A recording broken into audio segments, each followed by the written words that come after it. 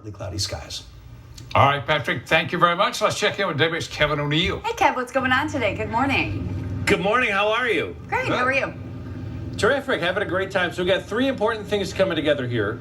The Buffalo Heritage Squadron, Civil Air Patrol, and pancakes. These are three things that are very important to me, all coming together. The Civil Air Patrol is a federally funded not-for-profit corporation of aviation enthusiasts and pilots, and they do stuff like disaster relief, search and rescue missions, sort of like volunteer firemen, like the equivalent of aviators. And they're working together with another interesting organization that relates to America's aviation heritage as well. As a matter of fact, they actually have an historic plane here too. It's tucked away behind the live truck. 1943, I believe, a Navy plane. And this is an interesting background for what that's used for. And actually, there's an opportunity for the public to go up in that as well. And we will talk about that. Plus, a breakfast here at an Akron airport hangar that some people walk up to, some people drive to, and some people fly in, have their breakfast and leave. We'll see some of them next hour on Daybreak. Good morning. This Memorial Day, we're celebrating a little aviation history with Kevin O'Neill. Good morning, Kev. Good morning to you, Melissa, and hello to John. And John, thank you for serving, of course. Actually, John, are you like an aviation or military plane enthusiast of any kind? Yeah, I mean, I do like that. My job description was aerospace medical technician when I was with the Marines, which means you basically work with flight surgeons. So, you know. Do you have a favorite kind of plane? Eating up all of your time, Kevin. Anything with a reclining seat is my favorite kind of plane. I jumped out of a plane once and without a parachute and landed safely. Of course, the plane was on the ground at the time, which helped out a lot. But we're here to celebrate the Civil Air Patrol and this breakfast that they're setting up for, which is open to the public. And also, we are here to talk about with the Buffalo Heritage Squadron with two people. Sarah Sudin, how are you? Hi. And Brandon Grudaderi, did I say it right? How are you? Yes, absolutely. Okay, what is the Buffalo Heritage Squadron? What is that? Buffalo Heritage Squadron is actually part of the Commemorative Air Force. That's the bigger picture.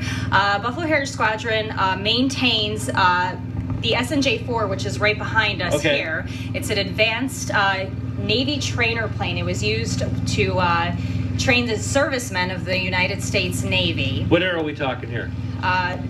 World War II era. Oh, okay. Okay. And so you talked about you guys sort of took this plane from, well, I should have took it. You volunteered to take this plane from a national organization? Yes, Commemorative Air Force. They are based out of Dallas, Texas, so we are part of the bigger picture. Basically, we are a larger group. We own and maintain 166 World War II aircraft.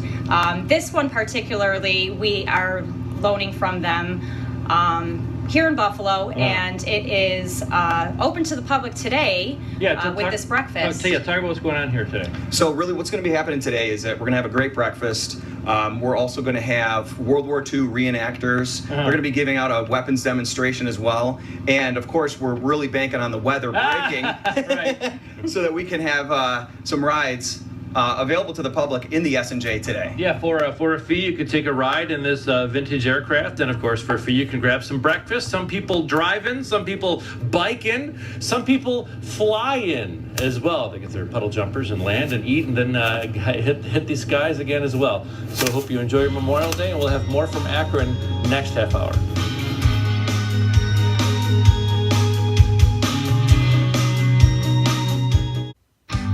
6:53 talking about aviation this morning with Kevin O'Neill. Hey, Kev. Yeah, it's great. It's interesting to see how people got here. I spoke to a gentleman who flew his own form of transportation to be here this morning. It's remarkable. It's tough to fly a Chevy Malibu, but he did it. He's excited to be part of the fly-in pancake breakfast that is here at the Akron airport. It's also here some of the. It's interesting to hear some of the training that the airports go through, and some of the airport employees as well, like how to lose your luggage. That's an entire day right there of training. But actually, we have a number of pilots here too. You guys are pilots as well, right, Brandon? I'm training to be. Are you training to be? And are you a pilot? Yes. We can confirm that. All right, nice to see you. And now you, Mr. Clark, are from a different organization, and these gentlemen behind me as well. Let's talk about what you guys are doing here today. We are actually World War II reenactors. We're here there were to discuss what it would have been like back in the day when they were using these planes and the equipment and items. We'll be showing the weapons and pretty much just talking to the public in general about the time period and what it was like to be back then. Sarah, talk about, first of all, the aircraft that we're showing right now. We have right here what's called a SNJ-4. It is an advanced Navy trainer plane. So it trained our servicemen back in World War II, trained in these and flew on to combat aircraft. Can I talk about your organization, Brandon? So the Commemorative Air Force, or more particularly the Buffalo Heritage Squadron, locally here in Akron, is a part of a larger organization called the Commemorative Air Force, which is based out in Dallas, Texas. There's about 166 airworthy World War II warbirds that we all help with our donations, all help keep these warbirds flying. What's your motivation? Why is this important to you? The biggest part of this is that we wanted to, of course, observe that the history of these planes are not necessarily just a tool to that the pilots use, but also the pilots' stories that we're trying to preserve with this as well. So as a part of living history.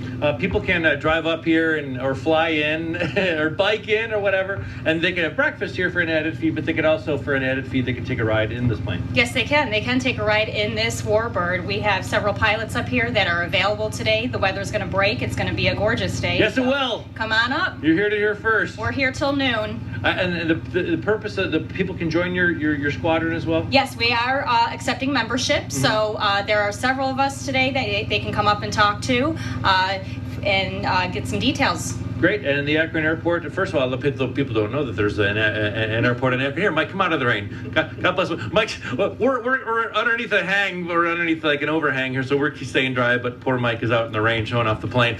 So the Akron airport, of course, in the village of Akron at the end of John Street, in the 7:30 to noon is when they'll be serving breakfast as well, and meet and greet some of the pilots, and get your picture taken with the plane for an added fee. You can take a ride in it as well, and grab some pancakes for the kids. Sounds like a great day. Yeah, sure does. A little something for everybody there. All right. Thank you very much, Kevin. And again, as you're saying, on morning, later activities looking pretty good. You do not need a plan B today. You go out this morning, you're like, oh my, we're serious. It'll be nice. All right. Have a safe and enjoyable I will not be here Memorial tomorrow. Day, everyone. We'll see you back here tomorrow. No matter what.